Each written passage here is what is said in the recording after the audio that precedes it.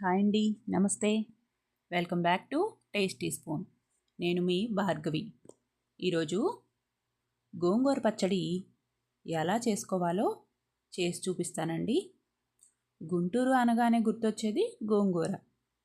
వేడివేడి అన్నంలో కొంచెం నెయ్యి వేసుకొని గోంగూర పచ్చడి వేసుకొని తింటుంటే అబ్బా, ఎంతో కమ్మగా ఉంటుందండి. ముందుగా దీనికి ఒక కట్ట గోంగూరను శుభ్రంగా కడిగి తీసుకుందామండి. తర్వాత స్టవ్ వెలిగించి కడాయి పెట్టి ఒక గ్లాస్ నీళ్లు పోసుకొని మనం కడిగి శుభ్రం చేసుకున్న గోంగూరను వేసి ఉడికించుకోవాలండి. గోంగూరను ఈ విధంగా ఉడికించుకోవాలండి. వర్షాకాలంలో అయితే కొంచెం గోంగూర ఉడకడానికి కొంచెం సమయం పడుతుంది, లేదంటే 3-4 నిమిషాల్లో ఉడికిపోతుందండి. ఇప్పుడు ఈ గోంగూర మీద మూత పెట్టి 3-4 మినిట్స్ మంట సిమ్లో పెట్టి ఉడికించుకుందామండి. మూత తీసి ఒకసారి చెక్ చేసుకుందాం గోంగూర ఉడికిందో లేదో. గోంగూర ఉడికిపోయిందండి. ఇప్పుడు స్టవ్ ఆఫ్ చేసి ఈ గోంగూరను సపరేట్గా తీసి ఒక ప్లేట్లో పెట్టుకుందామండి. ఈ నీళ్లు ఒక గిన్నెలో పోసి పక్కన పెట్టుకుందాము. గోంగూరని చల్లారనిద్దామండి. ఇప్పుడు ఒక మిక్సీ జార్ తీసుకొని అందులో 10-12 వెల్లుల్లి రెబ్బలు వేసుకోవాలి. అలాగే 2 చిన్న సైజు అల్లం ముక్కలు కూడా వేసుకోవాలి. ఇప్పుడు మన కారానికి తగ్గినట్టుగా 7-8 పచ్చిమిర్చి వేసుకోవాలి.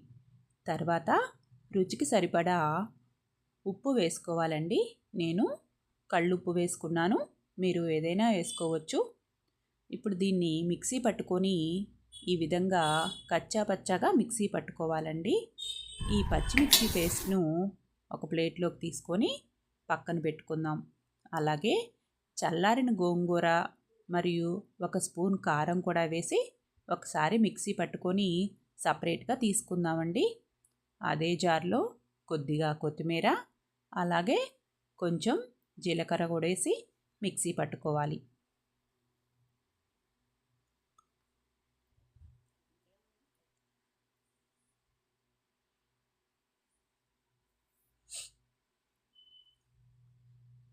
తర్వాత చివరిగా మనం మిక్సీ పట్టుకున్న గోంగూరను కూడా ఒక్కసారిగా వేసి మిక్సీ జార్ని ఒక్కసారి ఆన్ చేసి ఆఫ్ చేస్తే సరిపోతుందండి. ఇప్పుడు ఈ గోంగూర కొంచెం గట్టిగా ఉంది, అందుకని ముందుగా గోంగూర ఉడికించుకున్న నీళ్ళని కొంచెం పోసి కలుపుకుందామండి. మిగిలిన నీళ్ళని మనం ఏదైనా రాగి ఇత్తడి వస్తువులు కడుక్కుంటే చాలా నీట్గా వస్తాయండి. ఇప్పుడు స్టవ్ ఆన్ చేసి కడాయి పెట్టి పోపుకి సరిపడా ఆయిల్ వేసుకొని 2 ఎండుమిర్చి వేసుకుందాం.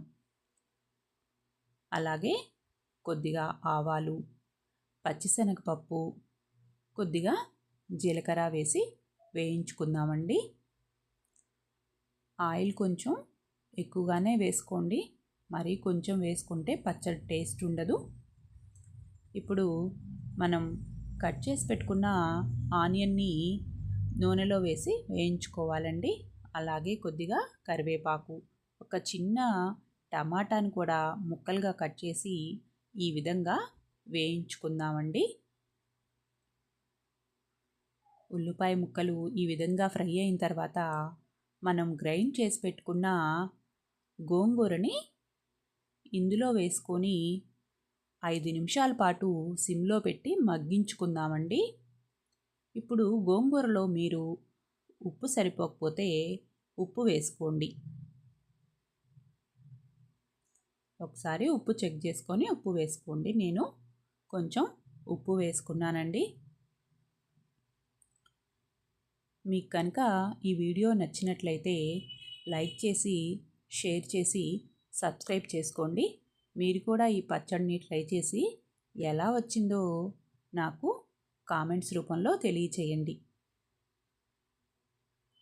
మీరు చేసే లైక్ నాకు ఎంతో మోటివేషన్గా ఉంటుందండి.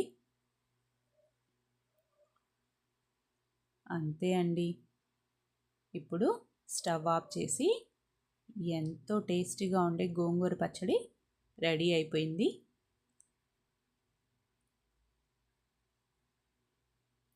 దీన్ని ఒక సర్వింగ్ బౌల్లోకి తీసుకొని సర్వ్ చేసుకుందామండి. గోంగూర పచ్చడి చాలా బాగా కుదిరిందండి. కరెక్ట్గా సరిపోయినాయి ఉప్పు పులుపు. మీరు కూడా తప్పకుండా ట్రై చేయండి. Thank you for watching video.